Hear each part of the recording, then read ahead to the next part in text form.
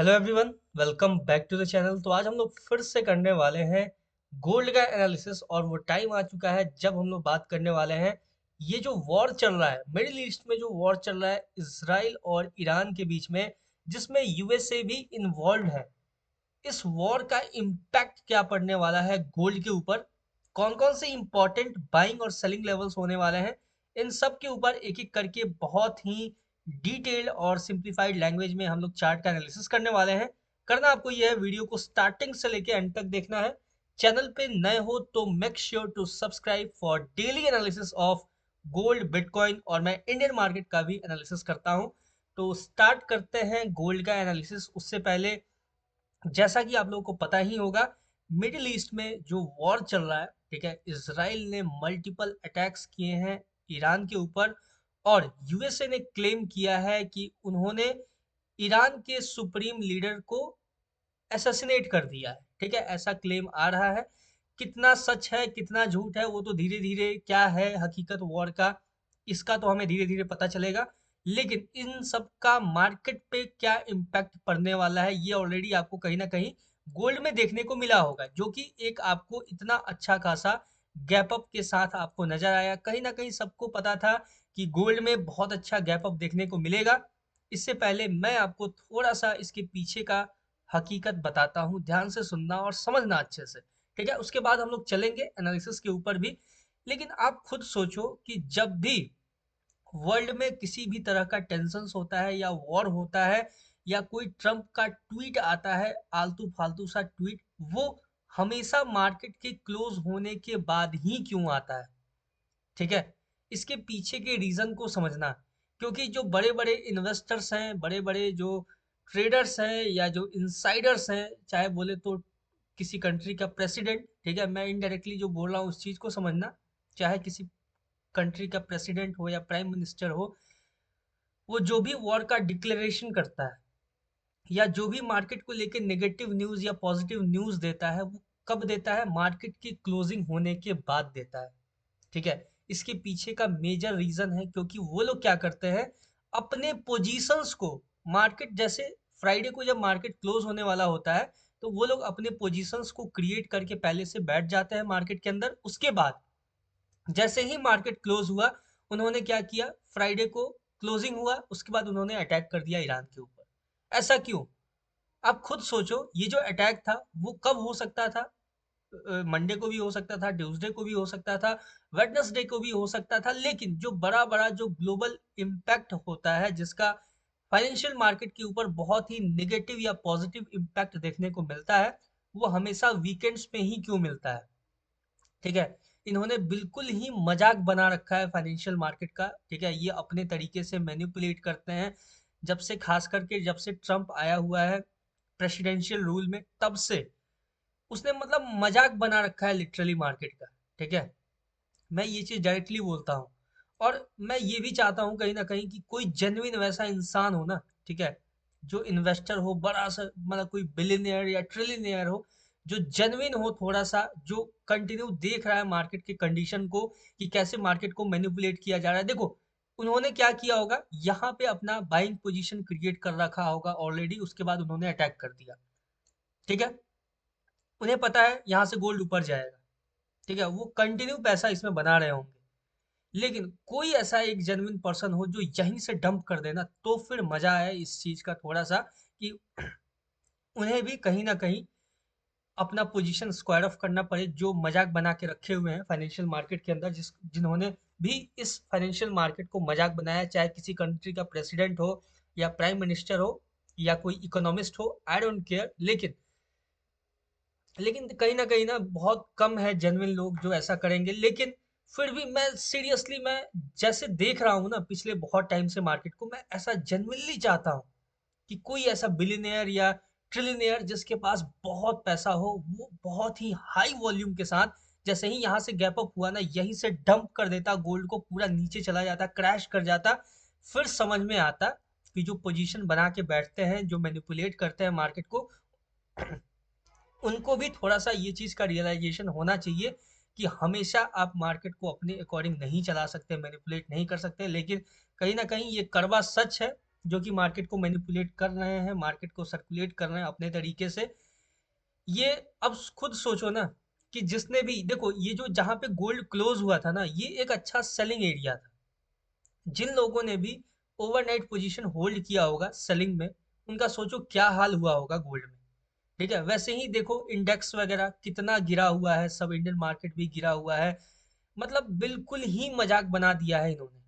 ठीक है, देखो मैं जेन्युइनली चाहता हूँ गाइस, आप लोगों से एक चीज बोलना चाहता हूँ कि मैं आज कुछ भी बोल लूँ, ठीक है, या कुछ भी मैं यहाँ पे आके आपके सामने बोल रहा हूँ, इसका इम्पैक्ट तभी होगा लार्ज लेवल पे। ठीक है, मैं खुद चाहता हूँ कि मैं इस पोजीशन पे जाऊं, ठीक है, जहां से जो ये मैनिपुलेशंस वगैरह होते हैं ना, इन इन सारी चीजों को डाइवर्ट किया जा सके कहीं ना कहीं ट्रेडर्स के फेवर में।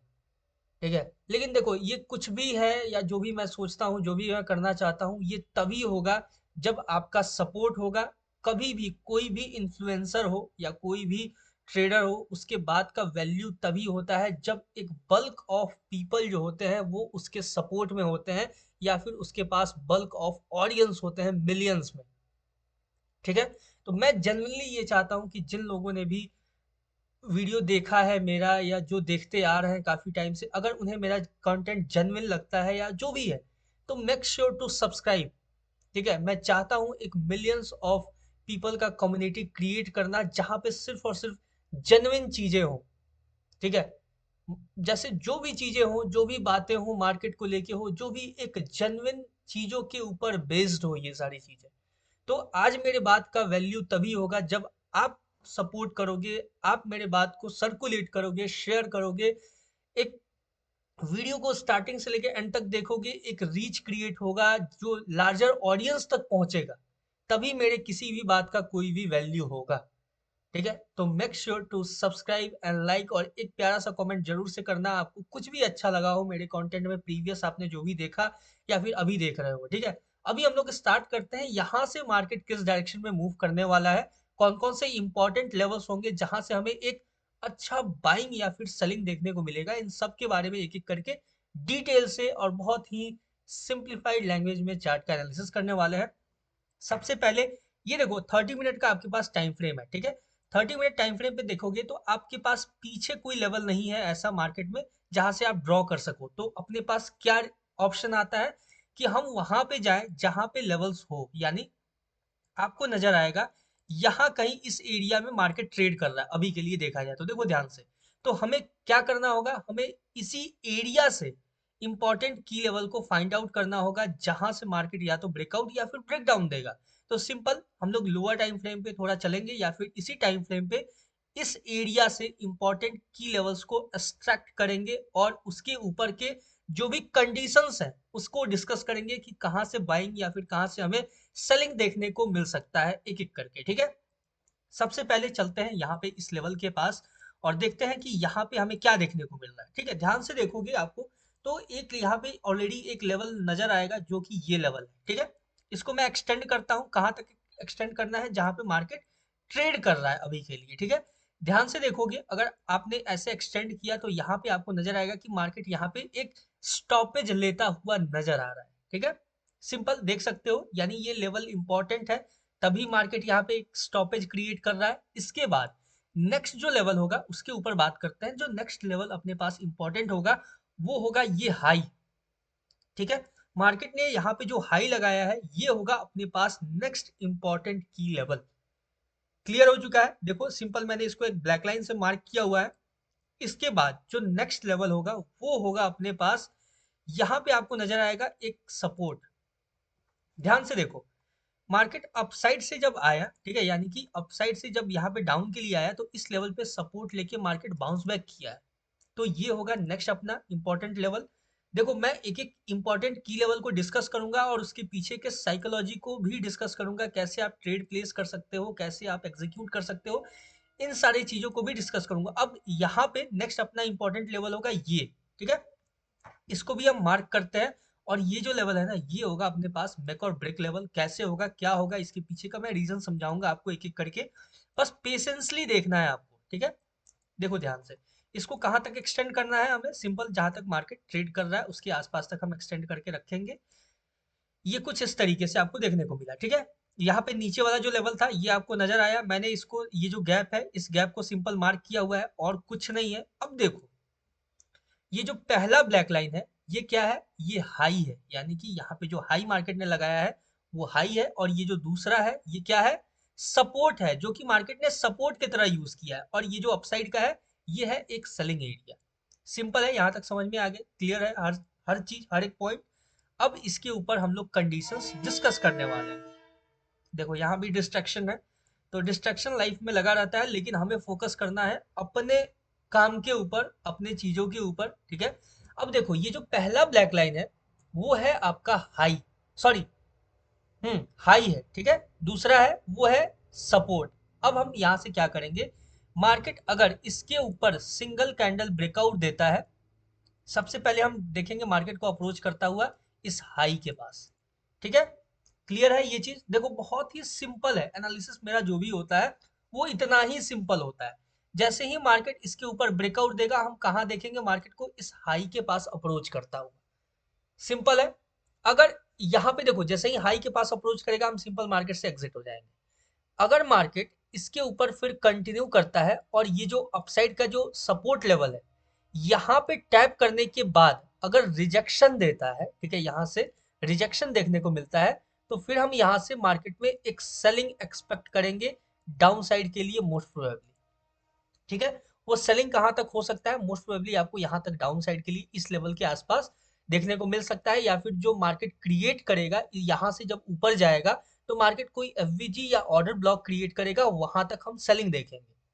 सिंपल है, ये चीज समझ गए। यानी मार्केट अगर यहाँ पे, अगर ये जो हाई है, हाई का ब्रेकआउट करके मार्केट ऊपर जाता है, ये जो सपोर्ट है उसको टैप करता है, तो फिर हम वहां से रिजेक्शन के बाद डाउन के लिए देखेंगे। अदरवाइज अगर मार्केट इसके हाई को स्वीप, यानी जो पहला ब्लैक लाइन है वो है हाई, अगर उसके हाई को स्वीप करने के बाद रिजेक्शन देता है तो यहाँ से हम कहाँ तक देखेंगे सेलिंग, ये जो मार्केट अभी, ये जो सपोर्ट, ये जो रेसिस्टेंस क्रिएट कर रहा है उसको वहां तक हम देखेंगे, उसको मार्केट को एक सपोर्ट की तरह यूज करता हुआ। क्लियर है यहाँ तक, हर एक पॉइंट आई होप आपको समझ में आया होगा। अब बात करते हैं कि अगर मार्केट अपसाइड ना जाके अगर डाउन साइड के लिए रिएक्ट करता है तो अपने पास कौन कौन से लेवल्स होंगे। देखो सिंपल, ये जो एक लेवल है ये अपने पास एक मोस्ट इंपॉर्टेंट की लेवल होगा, यानी कि अगर मार्केट यहाँ से कंटिन्यू डाउन साइड के लिए आता है और इस लेवल को टैप करता है, ठीक है, तो यहाँ से अगर हमें कोई बाइंग अपॉर्चुनिटी मिलेगा तो यहाँ से हम बाई के लिए देखेंगे, यहाँ से मार्केट को अपसाइड के लिए कंटिन्यू मूव करता हुआ देख सकते हैं, ठीक है। समझ गए, ये चीज क्लियर हो गया। यानी कि अगर मार्केट इसके नीचे आता है, धीरे धीरे नीचे आके इस लेवल को टैप करता है, तो यहाँ से हम एक बाइंग, एक स्कैल्प मूव अपॉर्चुनिटी देख सकते हैं जब मार्केट इस लेवल का सिंगल कैंडल ब्रेकडाउन दे देगा, ठीक है। सिंगल कैंडल ब्रेकडाउन देने के बाद एक पुल बैक का वेट करना है, पुल बैक में अगर मार्केट इसके ऊपर चला गया तो हम बाइंग के लिए ही देखेंगे। ध्यान से सुनना और फिर से समझना इस चीज को। मार्केट अगर इसका सिंगल कैंडल ब्रेकडाउन देता है, ब्रेकडाउन के बाद मार्केट एक पुल बैक का हमें वेट करना है। अगर पुल बैक के बाद मार्केट कंटिन्यू करेगा तो हम यहाँ से एक बेहतरीन सेलिंग देखेंगे, जो कि सेलिंग कहां तक जाएगा, ये जो गैप है ये गैप फिल होता हुआ हमें नजर आ सकता है। क्लियर है ये चीज। लेकिन अगर मार्केट इसका ब्रेकडाउन देता है, ब्रेकडाउन देने के बाद जब मार्केट रिट्रेस करता है, तो अगर इस, ये जो लेवल है इसके ऊपर अगर क्लोजिंग देता है तो फिर हम यहां से बाइंग के लिए ही देखेंगे, बाइंग के लिए ही सोचेंगे। क्लियर हो चुका है, आई होप आपको समझ में आया होगा ये चीज बहुत ही अच्छे से। अगर इसके नीचे ब्रेकडाउन देता है तो हम कंटिन्यू डाउन के लिए देखेंगे, ये गैप फिल होता हुआ। क्लियर है। अगर मार्केट डाउन साइड के लिए अप्रोच करता है तो फिर देखो नेक्स्ट जो लेवल्स होंगे, ये एक ब्लैक लाइन में मार्क कर रहा हूं, ये होगा, ठीक है। उसके बाद ये जो ब्लैक लाइन है ये होगा, ठीक है। डाउन साइड के लिए ये लेवल्स है।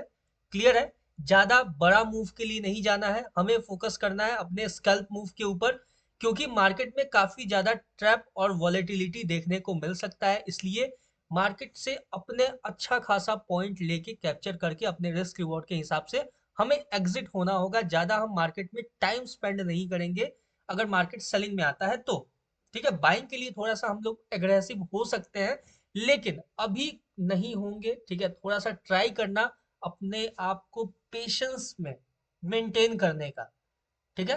ज़्यादा एग्रेसिव कहीं एंटर मत करना, अपने लॉट साइज को बिल्कुल हाफ कर देना, ठीक है। और मार्केट में जैसे जैसे जो भी कंडीशन मैंने डिस्कस किए हैं ना, जैसे जैसे मार्केट अपने कंडीशंस को फुलफिल करता जाएगा, वैसे वैसे हम मार्केट के अंदर अपने ट्रेड को प्लेस कर सकते हैं, ट्रेड को एग्जीक्यूट कर सकते हैं। सिंपल है। अब देखो, अगर मार्केट ये जो ब्लैक लाइन है अपसाइड का, इसका ब्रेकआउट देता है तो हम यहां तक देखेंगे अपसाइड के लिए। सिंपल है। और ये जो फाइनल अपसाइड में मैंने जो लेवल मार्क किया हुआ है ना, अगर यहाँ से हमें कोई सेलिंग अपॉर्चुनिटी मिलेगा तो यहाँ से हम सेल साइड के लिए मार्केट को अप्रोच करता हुआ देखेंगे।